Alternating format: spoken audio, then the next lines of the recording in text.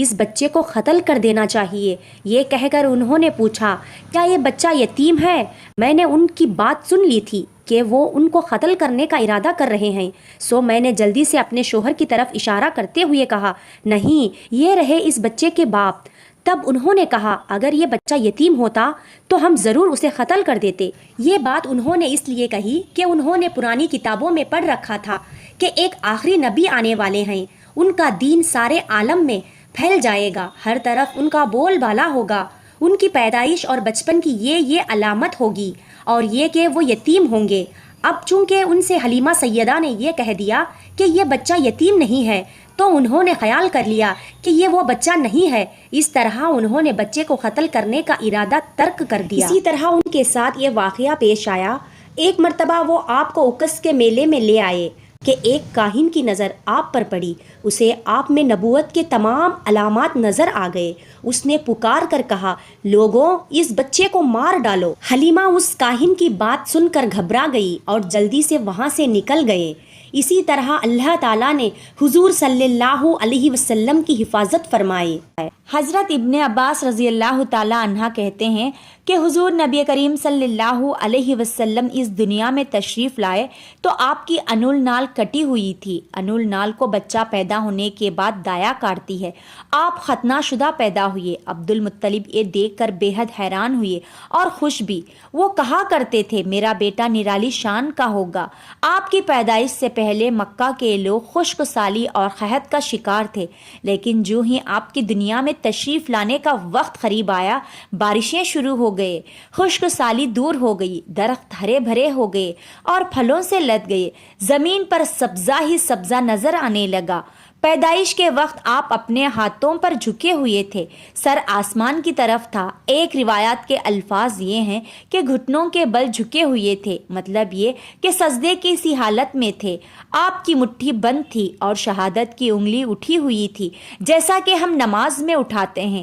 حضور نبی کریم صلی اللہ علیہ وسلم فرماتے ہیں جب میرے والدہ نے مجھے جنم دیا تو ان سے ایک نور نکلا، اس نور سے شام کے محلات جگمگا اٹھے۔ آپ صلی اللہ علیہ وسلم کی والدہ سیدہ آمینہ فرماتی ہیں محمد صلی اللہ علیہ وسلم کی پیدائش کے وقت ظاہر ہونے والے نور کی روشنی میں مجھے بصرہ میں چلنے والے اونٹوں کی گردنوں تک نظر آئے۔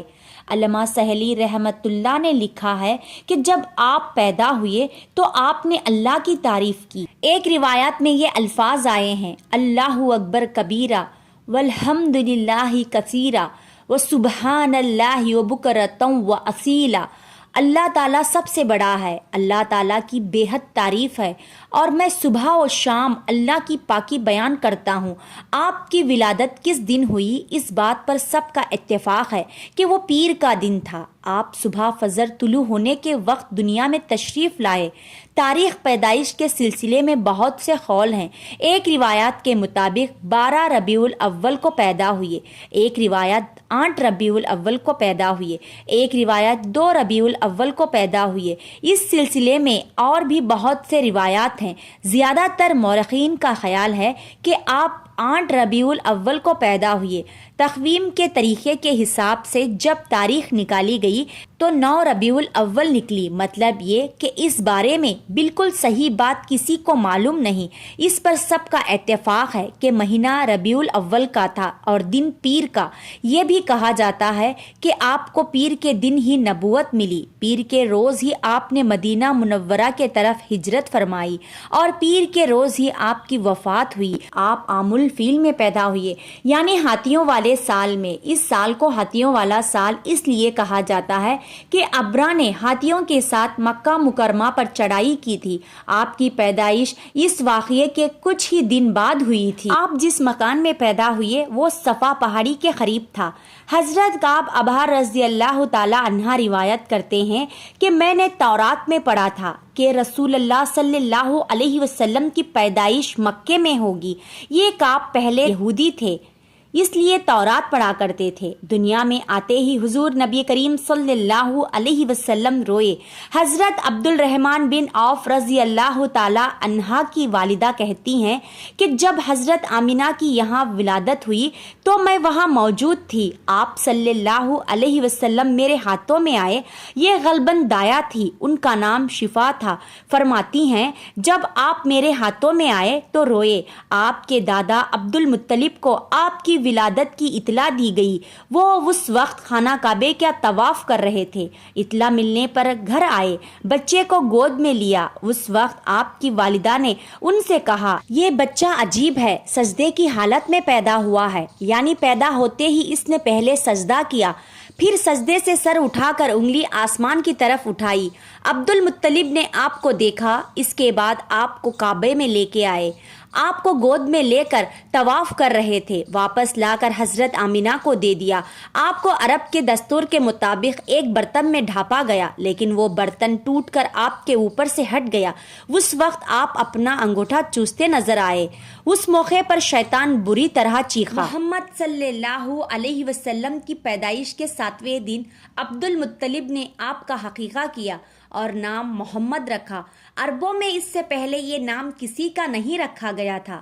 قریش کو یہ نام عجیب سا لگا، چنانچہ کچھ لوگوں نے عبد المطلب سے کہا، اے عبد المطلب، کیا وجہ ہے کہ تم نے اس بچے کا نام اس کے باپ دادا کے نام پر نہیں رکھا بلکہ محمد رکھا ہے، اور یہ نام نہ تمہارے باپ دادا میں سے کسی کا ہے نہ تمہارے قوم میں سے کسی کا ہے؟ عبد المطلب نے انہیں جواب دیا، میری تمنا ہے کہ آسمانوں میں اللہ تعالیٰ اس بچے کی تعریف فرمائے اور زمین پر لوگ اس کی تعریف کرے۔ محمد کے معنی ہیں جس کی بہت زیادہ تعریف کی جائے۔ اسی طرح والدہ کی طرف سے آپ کا نام احمد رکھا گیا۔ احمد نام بھی اس سے پہلے کسی کا نہیں رکھا گیا تھا۔ مطلب یہ کہ ان دونوں ناموں کی اللہ تعالیٰ نے حفاظت کی اور کوئی بھی یہ نام نہ رکھ سکا۔ احمد کا مطلب ہے سب سے زیادہ تعریف کرنے والا۔ علامہ سہیلی نے لکھا ہے، آپ احمد پہلے ہیں اور محمد بعد میں، یعنی آپ کی تعریف دوسروں نے بعد میں کی۔ اس سے پہلے آپ کی شان یہ ہے کہ آپ اللہ تعالیٰ کی سب سے زیادہ حمد و ثنا کرنے والے ہیں۔ پرانی کتابوں میں آپ کا نام احمد ذکر کیا گیا ہے۔ اپنی والدہ کے بعد آپ نے سب سے پہلے سومبیا کا دودھ پیا۔ سومبیا نبی کریم صلی اللہ علیہ وسلم کے چاچا ابو لہب کی باندی تھی۔ ان کو ابو لہب نے آپ کی پیدائش کی خوشی میں آزاد کر دیا تھا۔ سومبیا نے آپ کو چند دن تک دودھ پلایا۔ انہی دنوں سومبیا کی ہاں اپنا بیٹا پیدا ہوا تھا۔ آپ کی والدہ نے آپ کو صرف 9 دن تک دودھ پلایا۔ ان کے بعد سومبیا نے پلایا۔ پھر دودھ پلانے کی باری حضرت حلیمہ سعدیہ رضی اللہ تعالی عنہا کی آئی۔ اس زمانے میں عربوں کا دستور تھا کہ جب ان کی یہاں کوئی بچہ ہوتا تو وہ دیہات سے آنے والی دائیوں کے حوالے کر دیتے تھے تاکہ دیہات میں بچوں کی نشو نما بہتر ہو اور وہ خالص عربی زبان سیکھے۔ دائیوں کا قافلہ مکے میں داخل ہوا۔ انہوں نے ان گھرانوں کی تلاش شروع کی جن میں بچے پیدا ہوئے تھے۔ اسی طرح بہت سے دائیاں جناب عبد المطلب کے گھر بھی آئے۔ نبی کریم صلی اللہ علیہ وسلم کو دیکھا، لیکن جب انہیں معلوم ہوا کہ یہ بچہ تو یتیم پیدا ہوا ہے تو اس خیال سے چھوڑ کر آگے بڑھ گئے کہ یہ یتیم بچے کے گھر سے انہیں کیا ملے گا۔ اسی طرح دائیاں آتی رہی جاتی رہی، کسی نے آپ کو دودھ پلانا منظور نہ کیا، اور کرتی بھی کیسے؟ یہ سعادت تو حضرت حلیمہ کے حصے میں آنا تھی۔ ناظرین، حضرت حلیمہ سعدیہ رضی اللہ تعالی عنہا اپنی بستی سے روانہ ہوئے۔ ان کے ساتھ ان کا دودھ پیتا بچہ اور شوہر بھی تھے۔ حضرت حلیمہ سعدیہ رضی اللہ تعالی عنہا دوسری عورتوں کے بعد مکہ میں داخل ہوئے۔ ان کا خچر بہت کمزور اور مریل تھا۔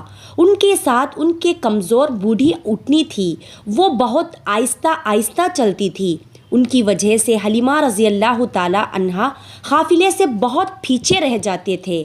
اس وقت بھی ایسا ہی ہوا، وہ سب سے آخر میں مکے میں داخل ہوئے۔ ناظرین، اس زمانے میں عرب کا دستور یہ تھا کہ جب ان کی ہاں کوئی بچہ ہوتا تو وہ دیہات سے آنے والی دائیوں کے حوالے کر دیتے تھے تاکہ دیہات میں بچے کی نشو نما بہتر ہو اور وہ خالص عربی زبان سیکھے۔ دائیوں کا قافلہ مکے میں داخل ہوا۔ انہوں نے ان گھرانے کی تلاش شروع کی جن میں بچے پیدا ہوئے تھے۔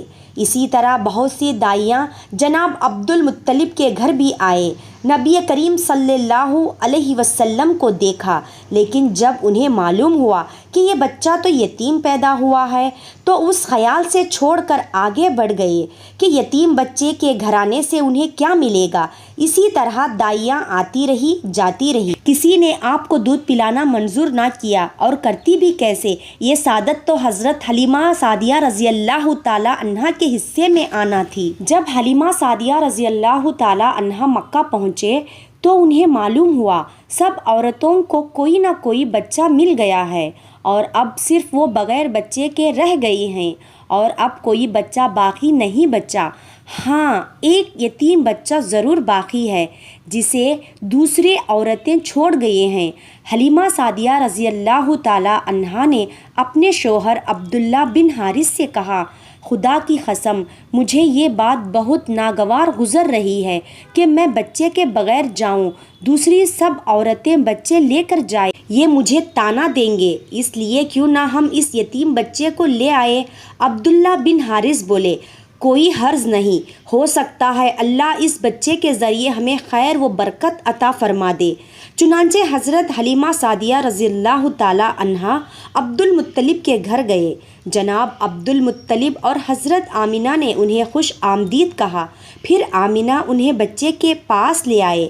آپ اس وقت ایک اونی چادر میں لپٹے ہوئے تھے، وہ چادر سفید رنگ کی تھی، آپ کے نیچے ایک سبز رنگ کا ریشمی کپڑا تھا، آپ سیدھا لیٹے ہوئے تھے، آپ کی سانس کی آواز کے ساتھ مشک کی سی خوشبو نکل کر پھیل رہی تھی۔ حلیمہ سعدیہ رضی اللہ تعالی عنہا آپ کے حسن و جمال کو دیکھ کر حیرت زدہ رہ گئی۔ آپ اس وقت سوئے ہوئے تھے، انہوں نے جگانا مناسب نہ سمجھا، لیکن جو ہی انہوں نے پیار سے اپنا ہاتھ آپ کے سینے پر رکھا، آپ مسکرائے اور آنکھیں کھول کر ان کی طرف دیکھنے لگے۔ حضرت حلیمہ سعدیہ رضی اللہ تعالی عنہا فرماتی ہیں، میں نے دیکھا آپ کی آنکھوں سے ایک نور نکلا جو آسمان تک پہنچ گیا۔ میں نے آپ کو گود میں اٹھا کر آپ کی دونوں آنکھوں کے درمیان جگہ پر پیار کیا، پھر میں نے آپ کے والدہ اور عبد المطلب سے اجازت چاہی، بچے کے لیے قافلہ میں آئی، میں نے آپ کو دودھ پلانے کے لیے گود میں لٹایا تو آپ نے دائیں طرف سے دودھ پینے لگے۔ پہلے میں نے بائیں طرف سے دودھ پلانا چاہا، لیکن آپ نے اس طرف سے دودھ نہ پیا، دائیں طرف سے ہی آپ فوراً دودھ پینے لگے۔ بعد میں بھی آپ کی یہی عادت رہی، آپ صرف دائیں طرف سے ہی دودھ پیتے، بائیں طرف سے میرا بچہ دودھ پیتا رہا۔ پھر قافلہ روانہ ہوا۔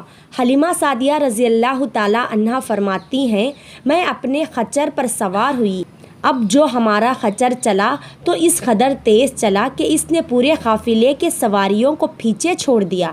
پہلے وہ مرائل ہونے کے بنا پر سب سے پیچھے رہتا تھا۔ میرے خواتین ساتھی حیرانگی سے مخاطب ہوئے، اے حلیمہ، یہ آج کیا ہو رہا ہے؟ تمہارا خچر اس قدر تیز کیسے چل رہا ہے؟ کیا یہ وہی خچر ہے جس پر تم آئی تھی اور جس کے لیے ایک ایک قدم اٹھانا مشکل تھا؟ جواب میں نے ان سے کہا، بے شک یہ وہی خچر ہے، اللہ کی قسم اس کا معاملہ عجیب ہے۔ پھر یہ لوگ بنو سعد کی بستی پہنچ گئے۔ ان دنوں یہ علاقے خشک اور قحط زدہ تھا۔ حلیمہ سعدیہ رضی اللہ تعالی عنہا فرماتی ہیں، اس شام جب ہماری بکریاں چر کر واپس آئے تو ان کے تھن دودھ سے بھرے تھے، جبکہ اس سے پہلے ایسا نہیں تھا، ان میں سے دودھ بہت کم اور بہت مشکل سے نکلتا تھا۔ ہم نے اس دن اپنے بکریوں کا دودھ دھوا تو ہمارے سارے برتن بھر گئے، اور ہم نے جان لیا کہ یہ ساری برکت اس بچے کی وجہ سے ہے۔ آس پاس کی عورتوں میں بھی یہ بات پھیل گئی، ان کی بکریاں بہت کمزور اور بہت کم دودھ دے رہی تھی۔ غرض ہمارے گھر میں ہر طرف ہر چیز میں برکت نظر آنے لگی۔ دوسرے لوگ تعجب میں رہے۔ اسی طرح 2 ماہ گزر گئے۔ 2 ماہ ہی میں آپ چلنے پھرنے لگے۔ آپ 8 ماہ کے ہوئے تو باتیں کرنے لگے اور آپ کی باتیں سمجھ میں آتی تھے۔ 9 माह کی عمر میں تو آپ بہت صاف گفتگو کرنے لگے۔ اس دوران آپ کی بہت سی برکات دیکھنے میں آئی۔ حلیمہ سعدیہ فرماتی ہیں، جب میں آپ کو اپنے گھر لے آئی تو بنو سعد کا کوئی گھرانہ ایسا نہ تھا جس سے مشک کی خوشبو نہ آتی ہو۔ اسی طرح سب لوگ آپ سے محبت کرنے لگے۔ جب ہم نے آپ کو دودھ چھڑایا تو آپ کی زبان مبارک سے یہ الفاظ نکلے: اللہ اکبر کبیرہ والحمد للہ کثیرہ وسبحان اللہ بکرۃ واسیلہ، یعنی اللہ تعالیٰ بہت بڑا ہے، اللہ تعالیٰ کے لیے بے حد تعریف ہے اور اس کے لیے صبح و شام پاکی ہے۔ پھر جب آپ صلی اللہ علیہ وسلم 2 سال کے ہو گئے تو ہم آپ کو لے کر آپ کی والدہ کے پاس آئے۔ اس عمر کو پہنچنے کے بعد بچوں کو ماں باپ کے حوالے کر دیا جاتا تھا۔ ادھر ہم آپ کی برکات دیکھ چکے تھے اور ہماری آرزو تھی کہ ابھی آپ کچھ اور مدت ہمارے پاس رہے۔ چنانچہ ہم نے اس بارے میں آپ کی والدہ سے بات کی، ان سے یوں کہا: آپ ہمیں اجازت دیجیے کہ ہم بچے کو 1 سال اور اپنے پاس رکھیں۔ میں ڈرتی ہوں کہیں اس پر مکے کی بیماریوں اور آب و ہوا کا اثر نہ ہو جائے۔ جب ہم نے ان سے بار بار کہا تو حضرت آمنہ مان گئے اور ہم آپ کو پھر اپنے گھر لے آئے۔ جب آپ کچھ بڑے ہو گئے تو باہر نکل کر بچوں کو دیکھتے تھے، وہ آپ کو کھیلتے نظر آتے، آپ ان کے نزدیک نہ جاتے۔ ایک روز آپ نے مجھ سے پوچھا: امی جان کیا بات ہے؟ دن میں میرے بھائی بہن نظر نہیں آتے۔ آپ اپنے دودھ شریک بھائی عبداللہ اور بہنیں انیسہ اور شیمہ کے بارے میں پوچھ رہے تھے۔ حلیمہ رضی اللہ تعالی عنہا فرماتی ہیں، میں نے آپ کو بتایا وہ صبح سویرے بکریاں چرانے جاتے ہیں، شام کے بعد گھر آتے ہیں۔ یہ جان کر آپ نے فرمایا تب مجھے بھی ان کے ساتھ بھیج دیا کرے۔ اس کے بعد آپ اپنے بھائی بہنوں کے ساتھ جانے لگے۔ آپ خوش خوش جاتے اور واپس آتے۔ ایسے میں ایک دن میرے بچے خوف زدہ انداز میں دوڑتے ہوئے آئے اور گھبرا کر بولے: امی جان جلدی چلے ورنہ بھائی محمد صلی اللہ علیہ وسلم ختم ہو جائیں گے۔ یہ سن کر ہمارے تو ہوش اڑ گئے۔ دوڑ کر وہاں پہنچے، ہم نے آپ کو دیکھا، آپ کھڑے ہوئے تھے، رنگ اڑا ہوا تھا، چہرے پر زردی چھائی ہوئی تھی، اور یہ اس لیے نہیں تھا کہ آپ کو سینہ چاک کیے جانے سے کوئی تکلیف ہوئی تھی، بلکہ ان فرشتوں کو دیکھ کر آپ کی یہ حالت ہوئی تھی۔ حلیمہ سعدیہ رضی اللہ تعالی عنہا فرماتی ہیں، ہم نے آپ سے پوچھا کیا ہوا تھا؟ آپ نے بتایا میرے پاس 2 آدمی آئے تھے، وہ سفید کپڑے پہنے ہوئے تھے، وہ دونوں حضرت جبرائیل علیہ السلام اور حضرت میکائیل علیہ السلام تھے۔ ان دونوں میں سے ایک نے کہا کیا یہ وہی ہیں؟ دوسروں نے جواب دیا ہاں یہ وہی ہیں۔ پھر وہ دونوں میرے قریب آئے، مجھے پکڑا اور لٹا دیا۔ اس کے بعد انہوں نے میرا پیٹ چاک کیا اور اس میں سے کوئی چیز تلاش کرنے لگے۔ آخر انہیں وہ چیز مل گئی اور انہوں نے اسے باہر نکال کر پھینک دیا۔ میں نہیں جانتا وہ کیا چیز تھی۔ حلیمہ سعدیہ رضی اللہ تعالی عنہا فرماتی ہیں، پھر ہم آپ کو گھر لے آئے۔ اس وقت میرے شوہر عبداللہ بن حارث نے مجھ سے کہا، حلیمہ مجھے ڈر ہے کہیں اس بچے کو کوئی نقصان نہ پہنچائے، اس لیے اسے اس کے گھر والوں کے پاس پہنچا دو۔ میں نے کہا ٹھیک ہے۔ پھر ہم آپ کو لے کر مکہ کی طرف روانہ ہوئے۔ جب میں مکہ کے بالائی علاقے میں پہنچی تو آپ اچانک غائب ہو گئے۔ حلیمہ سعدیہ رضی اللہ تعالی عنہا فرماتی ہیں، میں پریشانی کی حالت میں مکہ پہنچی۔ آپ کے دادا عبد المطلب کے پاس پہنچتے ہی میں نے کہا میں آج رات محمد کو لے کر آ رہی تھی۔ جب میں بالائی علاقے میں پہنچی تو وہاں وہ اچانک غائب ہو گئے۔ اب خدا کی قسم میں نہیں جانتی وہ کہاں ہیں۔ عبد المطلب یہ سن کر فوراً کعبہ کے پاس کھڑے ہو گئے۔ انہوں نے آپ کے مل جانے کے لیے دعا کی، پھر آپ کی تلاش میں روانہ ہوئے۔ ان کے ساتھ ورقہ بن نوفل بھی تھے۔ غرض دونوں تلاش کرتے کرتے تہامہ کے وادی میں پہنچے۔ ایک درخت کے نیچے انہیں ایک لڑکا کھڑا نظر آیا۔ اس درخت کی شاخیں بہت گہری تھیں۔ عبد المطلب نے پوچھا، لڑکے تم کون ہو؟ حضور صلی اللہ تعالیٰ علیہ وسلم چونکہ اس وقت تک خط نکال چکے تھے اس لیے عبد المطلب پہچان نہ سکے۔ آپ کا خط تیزی سے بڑھ رہا تھا۔ جواب میں آپ نے فرمایا، میں محمد بن عبداللہ بن عبد المطلب ہوں۔ یہ سن کر عبد المطلب بولے، تم پر میری جان قربان، میں ہی تمہارا دادا عبد المطلب ہوں۔ پھر انہوں نے آپ کو اٹھا کر سینے سے لگایا اور رونے لگے۔ آپ کو گھوڑے پر اپنے آگے بٹھایا اور مکے کی طرف چلے۔ گھر آ کر انہوں نے بکریاں اور گائیں ذبح کیے اور مکے والوں کی دعوت کی۔ آپ کے مل جانے کے بعد حضرت حلیمہ سعدیہ حضرت آمینہ کے پاس آئے تو انہوں نے پوچھا، حلیمہ اب آپ بچے کو کیوں لے آئے؟ آپ کی تو خواہش تھی کہ یہ ابھی آپ کے پاس اور رہے۔ انہوں نے جواب دیا، یہ اب بڑے ہو گئے ہیں اور اللہ کی قسم میں اپنی ذمہ داری پوری کر چکی ہوں۔ میں خوف محسوس کرتی ہوں کہیں انہیں کوئی حادثہ نہ پیش آ جائے، لہٰذا انہیں آپ کے سپرد کر دیتی ہوں۔ حضرت آمینہ کو یہ جواب سن کر حیرت ہوئی، بولے، مجھے سچ سچ بتاؤ معجزہ کیا ہے؟ تب انہوں نے سارا حال کہہ سنایا۔ حلیمہ سیدہ نے دراصل کئی عجیب و غریب واقعات دیکھے تھے۔ ان واقعات کی وجہ سے وہ بہت پریشان ہو گئی تھی۔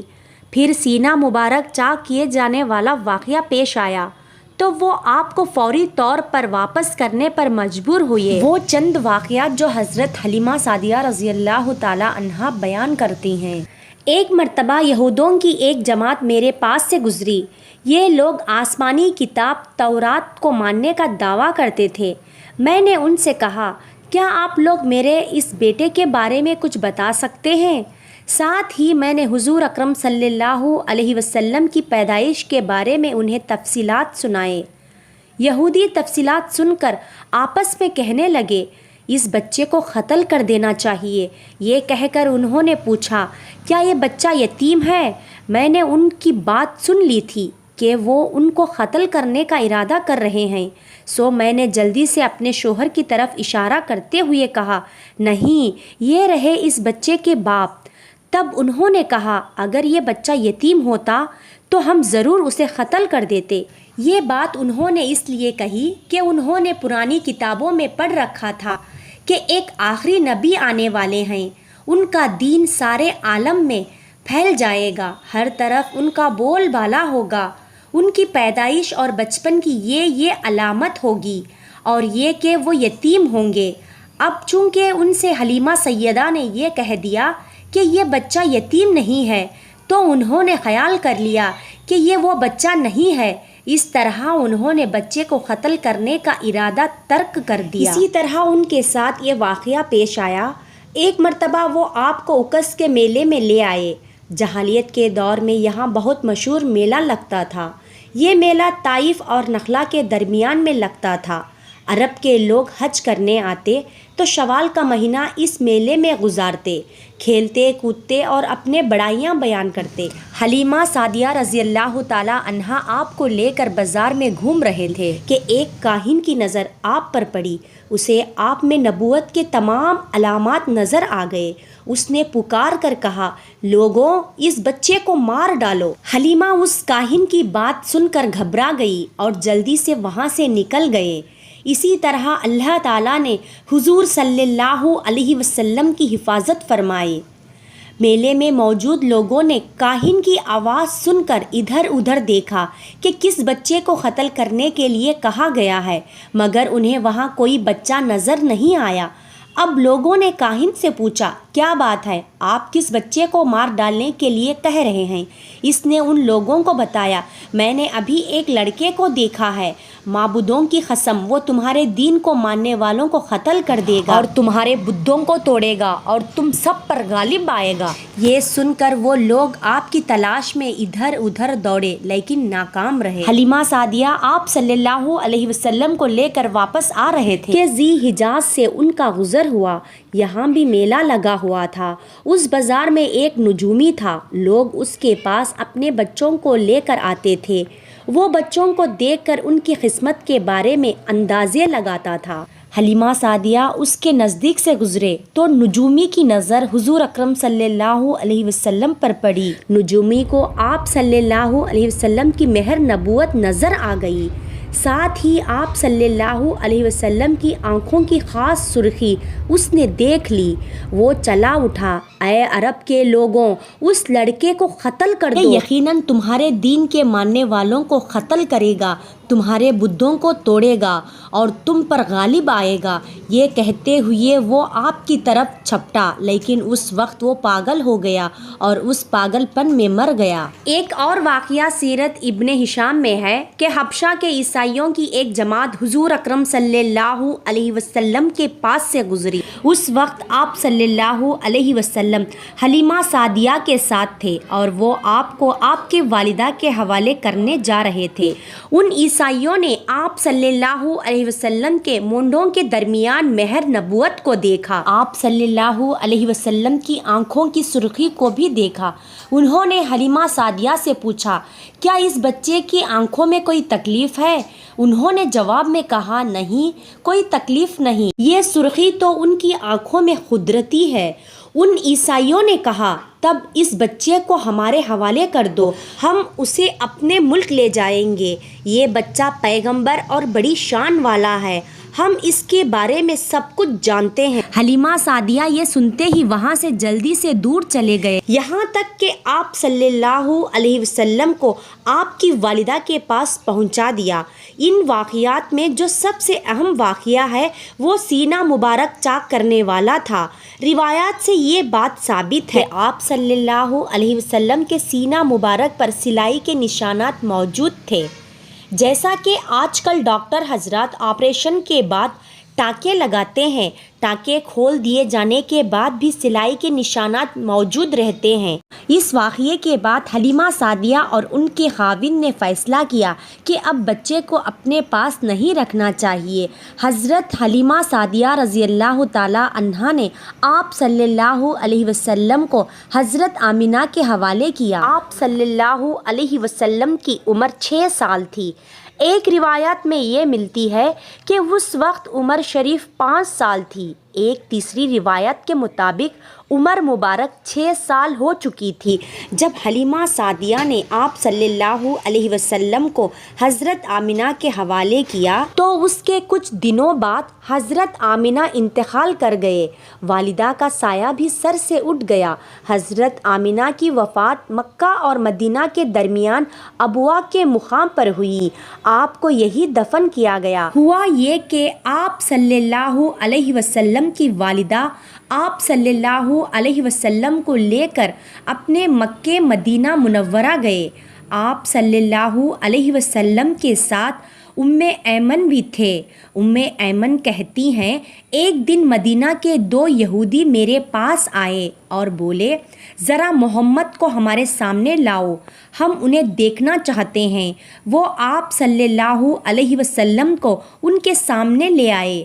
انہوں نے اچھی طرح دیکھا۔ پھر ایک نے اپنے ساتھی سے کہا، یہ اس امت کا نبی ہے اور یہ شہر ان کی ہجرت گاہ ہے، یہاں زبردست جنگ ہوگی، قیدی پکڑ جائیں گے۔ آپ صلی اللہ علیہ وسلم کی والدہ کو یہودوں کی اس بات کا پتہ چلا تو آپ ڈر گئے اور آپ صلی اللہ علیہ وسلم کو لے کر مکہ کی طرف روانہ ہوئے، مگر راستے ہی میں ابوا کے مقام پر وفات پا گئے۔ حضرت آمنہ کے انتقال کے 5 دن بعد ایمن آپ کو لے کر مکہ پہنچے۔ آپ کو عبد المطلب کے حوالے کیا۔ آپ کے یتیم ہو جانے کا انہیں اتنا صدمہ تھا کہ بیٹے کی وفات پر بھی اتنا نہیں ہوا تھا۔